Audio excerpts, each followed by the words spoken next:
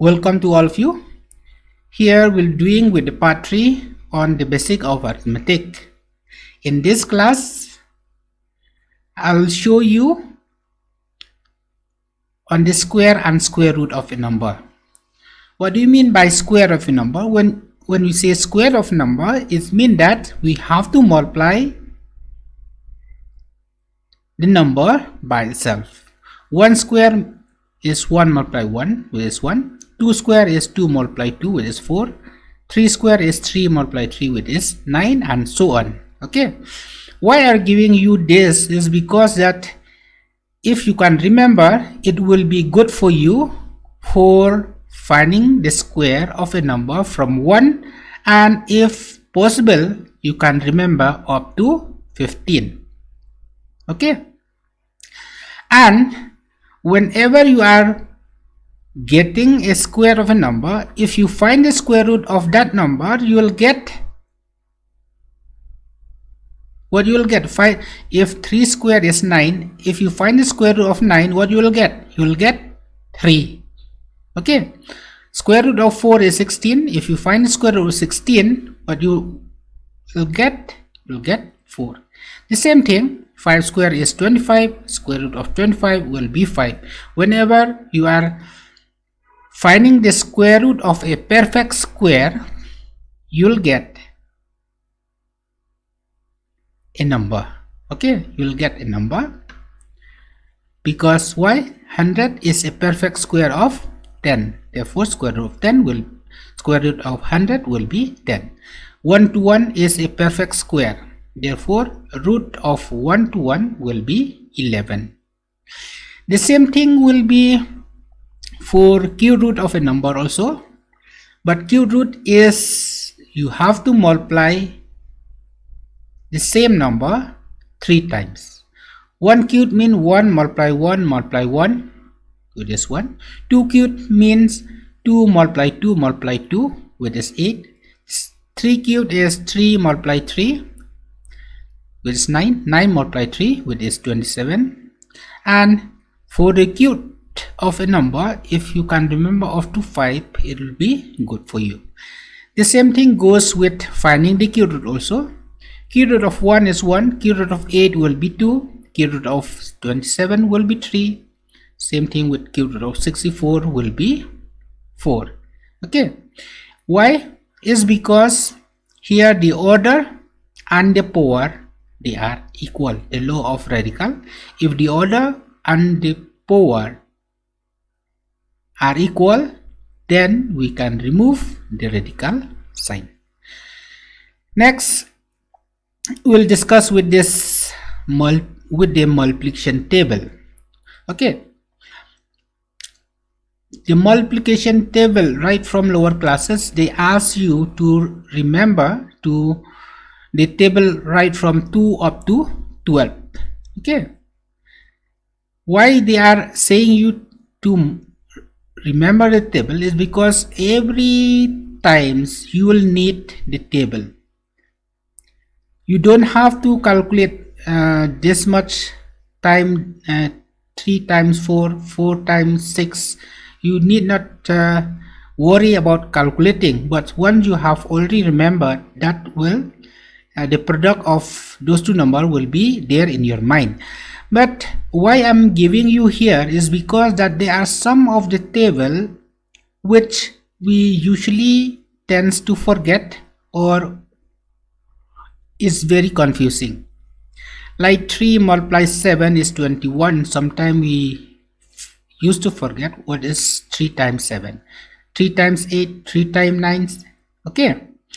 Like the table of 4, 4 times 7 is 28. And you have to stress on this table which are given you in red. Like 7 times 6.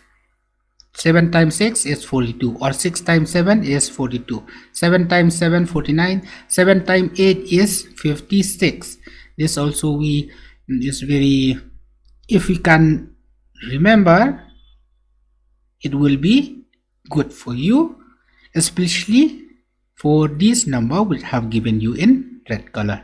Okay, the thing is that you have to remember the table. Until and unless you remember the table, instead of solving a problem within 5 minutes, it will take you more time because you don't know the table. If you know the table, you can easily work it out and get the answer of that problem within few minutes. Okay, next we have on the multiplication or division by 10. If you divide or multiply by 10, you don't have to go for the long division method. Just follow this simple rule here. You'll be able to divide or multiply by 10. Okay, a number on multiplying by 10, the decimal place will shift to the right side, and if a number is dividing by 10, the decimal will shift to the left. Remember these 2 points here on multiplication and division. If you multiply, the decimal will shift to the right. If you divide, the decimal will shift to the left. Now here in the example 2.54, where is decimal? 2 in between 2 and 5, 2.54. If you multiply, the decimal will move to the right side, that means 25.4. If you multiply by 100, you have to move 2 places, that means 1 place at 5, between 5 and 4, 1 place beyond 4, that means 254. Clear?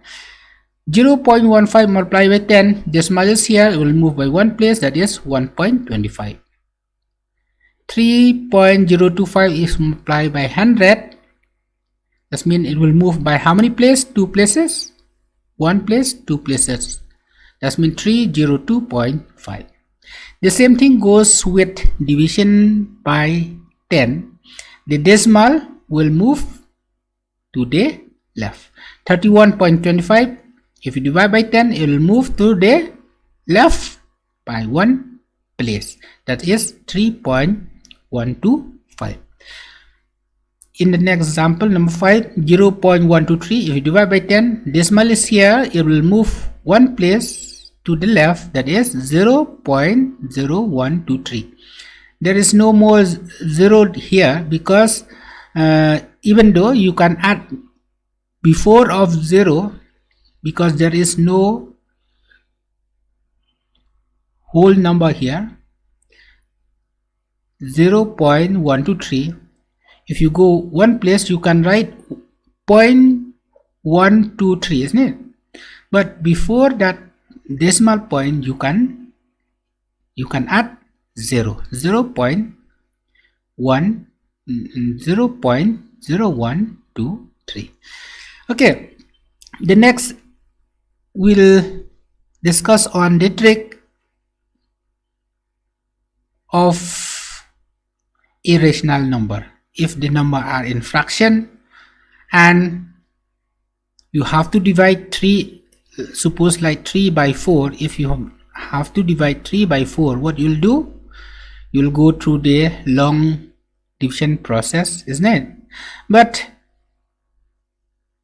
a trick has been given for you here, is that 4 multiply how much to get 10 or to get 100. 4 you cannot get 10. 4 multiply with how much to get 100? 4 multiply with 25. Now instead of dividing 3 by 4, what you'll do, you'll multiply both the numerator and denominator by 25. 3 multiply 25, 4 multiply 25. 3 multiply 25 is 75, 4 multiply 25 is 100. Then now come the division by 10 or 100. If you divide this by 75 by 100, that means decimal will move to the left by 2 places, isn't it? 75 point is where? 75 point something. 0.0 here, because it is 75. This means it is 75.0, even though decimal point is not here, but since it is a whole number, it is 75, then we can assume that it is, the decimal is beyond 5, 75 point something. Now if you divide by 10, the decimal will move 2 places to the left. That's been 1 places at between 7 and 5, another 1 places mean before of 7. Then what will be? It will be 0.75. Okay, here I've shown you just the example, but in anywhere where you can find like the denominator can be easily converted into a multiple of 10, then you can do it, so that it will be easy for you for finding the decimal representation or to divide those two fraction, to divide the fraction. Okay, the second example I've given you here, 2.75 divided by 5. Now 5 to get 10 or 100, you can you can multiply by 2 to get 10, isn't it?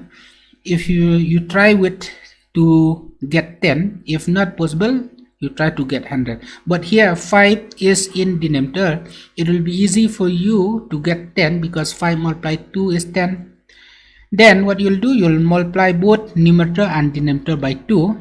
2.75 multiplied 2 will be 5.50 divided by 5 multiplied 2, it is 10.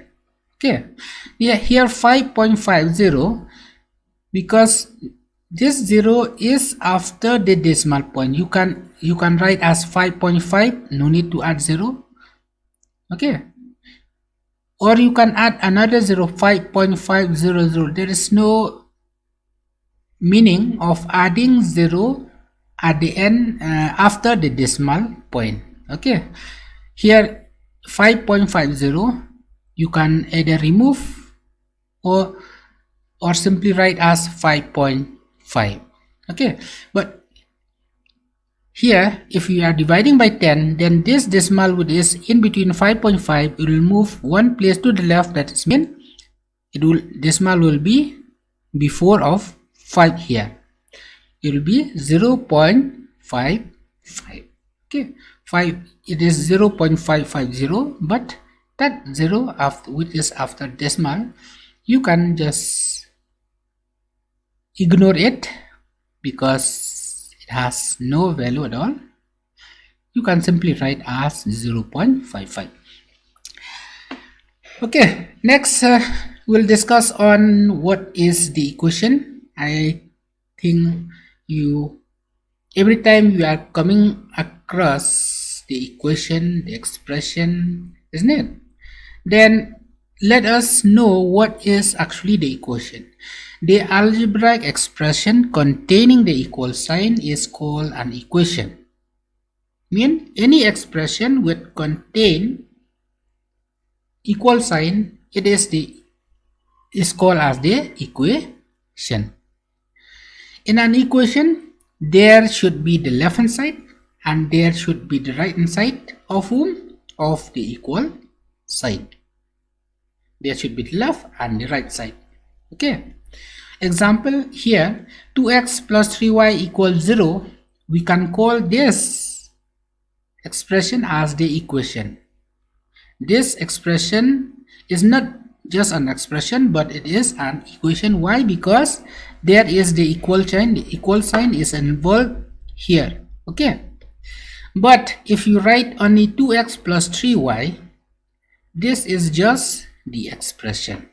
You cannot see that 2x plus 3y, it is the equation, because in an equation there should be the left and right side of the equal sign, or the equal sign should be involved in that expression. Okay, next we'll discuss on transposition. What is transposition mean? Transposition is when you take any term from the left to the right side of the equation. whenever you are taking any term from the left to the right or from the right to the left, the sign or the magnitude of that term will change. If it is from plus, it will change to minus. If it is from minus, it will change to plus. Okay, but when all the terms are interchanged their side, then there will be no change in their magnitude, or there will be no change in their sign. In the example here, 2x plus 5y equal 3y minus x. We have to transpose from the left to the right and from right to the left. Why we are doing this? Because we have to choose, we have to look for the similar term.